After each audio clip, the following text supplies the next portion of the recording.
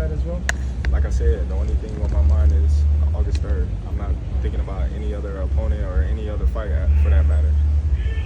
I know how special this gym here is for you and for this community, and so there's probably a bunch of your kids out here just out here to support you. What does it mean to see more kids from the community that maybe don't go to this gym coming out here to support you? How do you take your role as a role model and you want to inspire them still?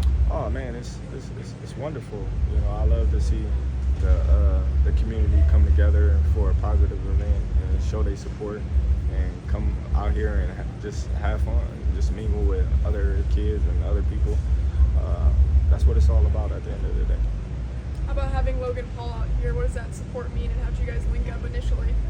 Logan Paul, that was dope, you know, for him to come out and actually, you know, mingle with my community, being that he's not from here and Omaha is not a big city for boxing.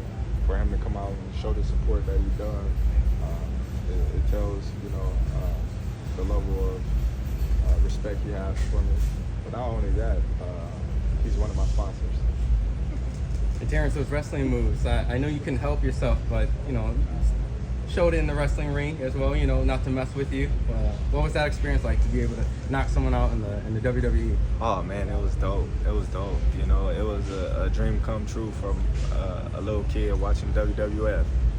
You know, like I told him, I was just like, man, it's crazy for a kid to grow up watching, you know, Hulk Hogan, Ultimate Warrior, and all these big giant figures in the Wrestling Federation, well, WWE now, and for you to actually idolize them as a little kid, for you to grow up and actually be part of the show is dope. It was a blessing.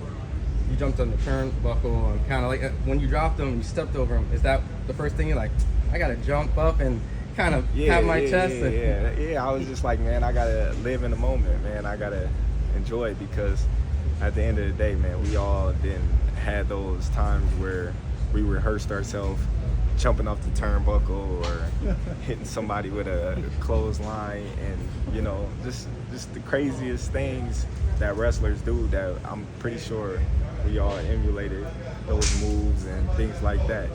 And for me, when the time came, I was like, man, I gotta jump on the ropes.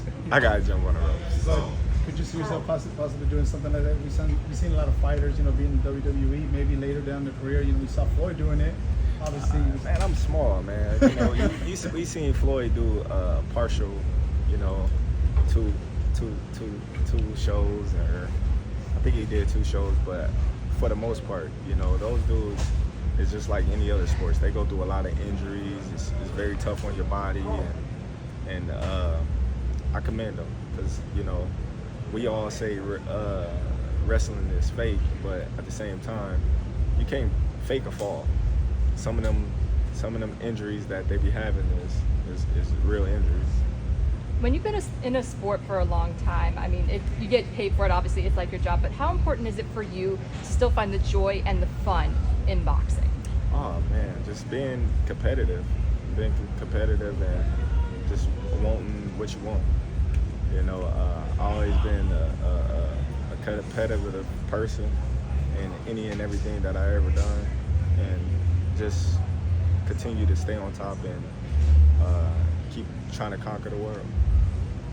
Have you ever thought about being at ringside after you retire, commentating and giving a blow-by-blow, because you are the best at it?